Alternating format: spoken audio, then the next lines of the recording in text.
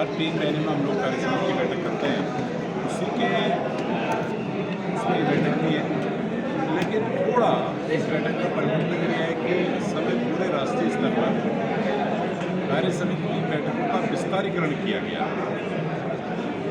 उस विस्तारीकरण के तहत इस बैठक में मंडल स्तर तक के कार्यकर्ताओं को बुलाया गया, क्योंकि पहली बार 60 साल के बाद, मैं लगभग कह सकता हूँ 55-60 साल के बाद देश में किसी प्रधानमंत्री ने तीसरी के बाद लगातार शपथ ली है। हमारे लोकप्रिय नेता नरेंद्र मोदी जी ने तीसरी बार जो है कि शपथ ली है, तो एक भारतीय जनता पार्टी के कार्यकर्ता में बहुत ही, मैं कह सकता हूँ, खुशी का माहौल है।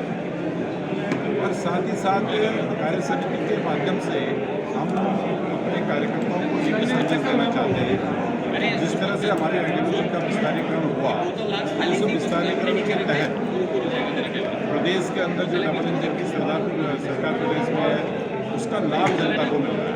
भारत सरकार ने पहली बार 10 साल में 2 लाख करोड़ का उत्तराखंड के विकास के लिए दिए। ये भी हम कार्यकर्ताओं को, हमारा प्रदेश और राष्ट्रीय नेतृत्व को समझा रहा है कि भाई किस तरह से उत्तराखंड का उन्होंने विकास किया है।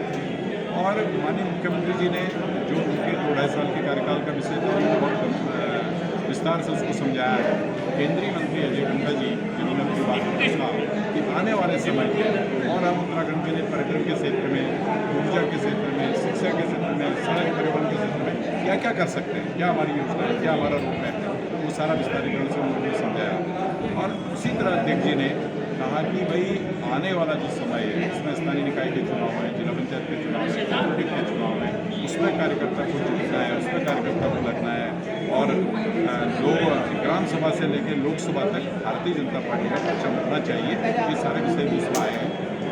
अब इसमें अभी जब उनका भोजनावकाश होगा, उसके बाद कुछ प्रस्ताव, राजनीतिक प्रस्ताव और दूसरे प्रस्ताव आएंगे, उसकी रीडिंग बाद में आपको की जाएगी।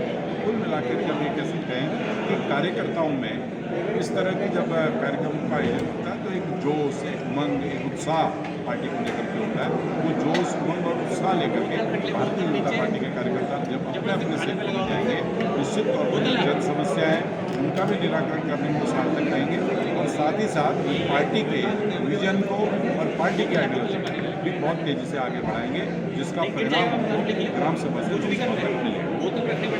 पहली बात तो मैं आपको बताऊं कि प्रजातंत्र में, लोकतंत्र में जीत और हार, ये मैं कह सकता हूँ कि सिक्के के 2 पहलू, एक पार्टी जीतती, एक पार्टी हारती। लेकिन आज अगर 2 उपचुनाव के परिप्रेक्ष्य में अगर आप देखेंगे, तो दोनों उपचुनाव में भारतीय जनता पार्टी में कह सकता हूँ कि हारी नहीं है, क्योंकि दोनों सीटें हमारे पास नहीं थी। एक सीट पर बीएसपी काबिज थी और एक सीट पर कांग्रेस काबिज थी। तो एक राजनीतिक घटनाक्रम इस तरह से बना कि जिसमें कांग्रेस के प्रत्याशी भारतीय जनता पार्टी में आ गए और वहाँ पर हम लोग हार गए चुनाव। और उसी तरह अगर हम मैंगलोर की सीट की बात देखें, तो एक वोट प्रतिशत में प्रत्याशी वृद्धि भारतीय जनता पार्टी की हुई है। मात्र 421 वोट से हम लोग वहाँ पर चुनाव हारे हैं।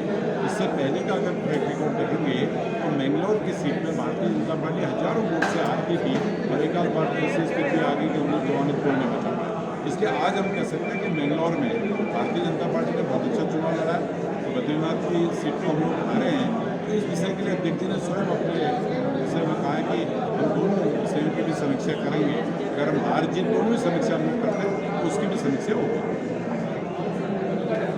प्रत्याशी खड़ा करके उत्तराखंड में निकाय चुनाव पे लगेंगे और सभी जिलों में जाकर स्वयं मैं शंभू प्रसाद पोखरियाल प्रदेश अध्यक्ष सभी जिलों का भ्रमण करके और प्रत्याशियों का चयन करके और निकाय चुनाव में पूरी मेहनत से काम करने के लिए आज ये बैठक की गई है।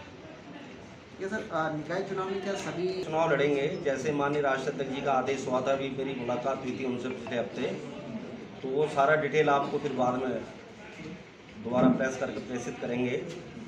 और फिलहाल संगठन पर जोर है कि संगठन जो है मजबूती से काम करे। हाटों में कहाँ गए हैं आप अभी तक?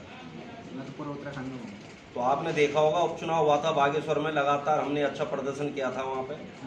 2023 में उपचुनाव हुआ था और पौड़ी के जिलाध्यक्ष आपके सामने बैठे हैं।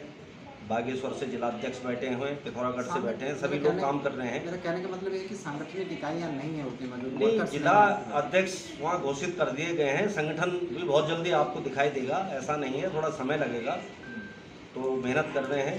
आपका अच्छा सवाल है।